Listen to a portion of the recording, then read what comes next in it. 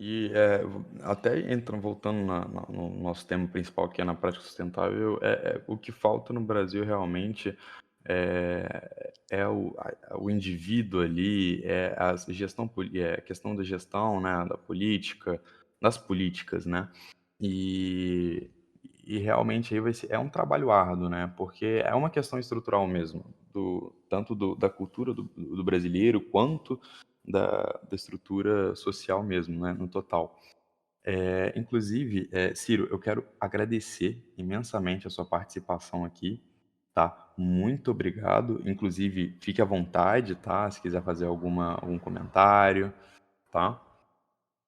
Bom, Marcos, eu agradeço. Eu queria só mesmo fazer uma última consideração dessa problematização da sustentabilidade, porque muitas vezes fica parecendo que são ações que dependem do sujeito, do individual, né? Essa questão do desenvolvimento sustentável. Existe uma crença mesmo, a gente estava falando tanto de tecnologia, de carro e tudo, né? De que a tecnologia e a ciência, elas vão resolver os problemas ambientais, né? Como se a ciência e a tecnologia fossem neutras, cara, mas não são, né? Por quê? Porque essa mesma ciência e essa mesma tecnologia, ela atende interesses diversos, né?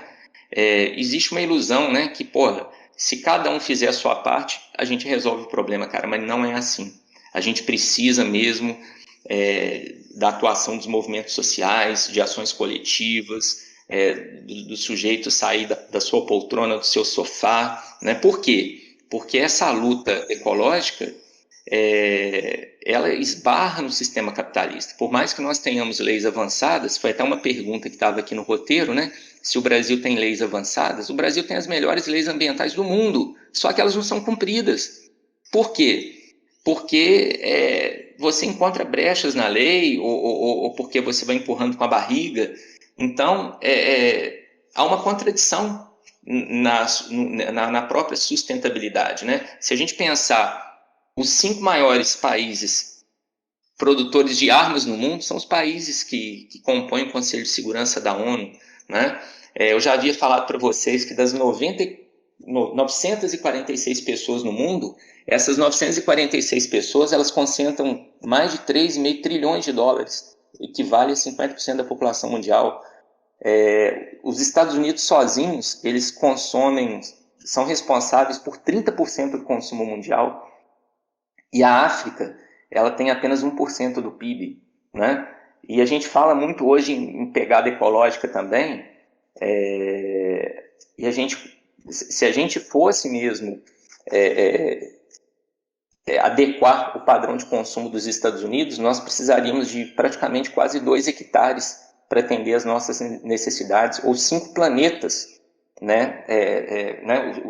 Os norte-americanos, né, eles consomem de uma forma tal que, se nós consumíssemos como os norte-americanos, nós precisaríamos de praticamente 5 planetas, né?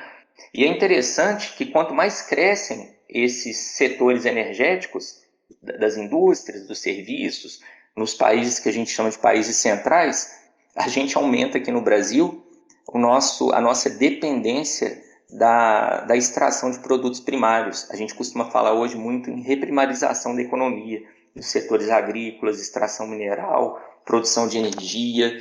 Então, a gente tem que pensar sobre isso. Quem produz o capital? A culpa é de quem? Né? Quando a gente pensa assim, as ações antrópicas causadas pelo homem. Que homem?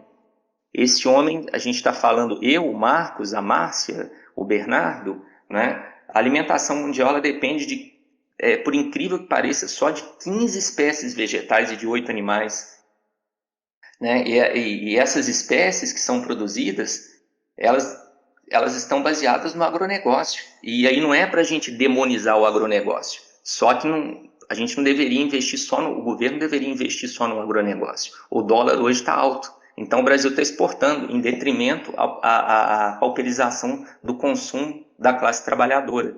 Então, né? Hoje uma criança morre de fome em média a cada 5 segundos no mundo, por fome mesmo, né? E a gente já tem, segundo a FAO, que é o órgão da ONU responsável pela alimentação no mundo, nós temos mais de 1 bilhão de pessoas, né? Quando a gente fala lá nas práticas sustentáveis que a gente tem que economizar água, e isso é muito importante do ponto de vista moral e ético. Mas isso não se resolve só com o comportamento das pessoas.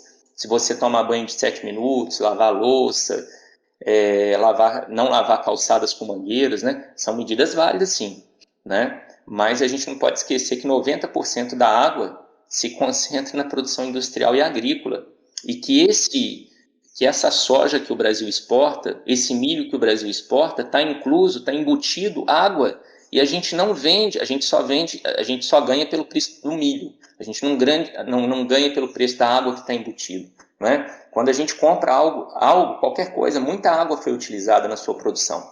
O seu smartphone, ele teve um gasto de água estrondoso, que eu não me lembro aqui agora, né? Então, grande parte do custo ambiental está na água e na terra apropriada para a produção de alimentos, sob a lógica do agronegócio, sem demonizar o agronegócio. O agronegócio ele é importante para a economia do país, mas ele não pode ser o único, porque, na verdade, quem alimenta, o alimento que chega à sua casa é do pequeno e do médio produtor rural, e são os que menos têm acesso a créditos pelo governo, e por aí vai. Essa ideia que eu queria deixar aqui da sustentabilidade, que ela virou meio que uma panaceia, né? Porque fica parecendo assim, a gente vai alcançar a sustentabilidade, mas é importante você como indivíduo, mas não é você sozinho. A gente só vai alcançar isso se a gente tiver uma consciência coletiva, uma consciência muito maior.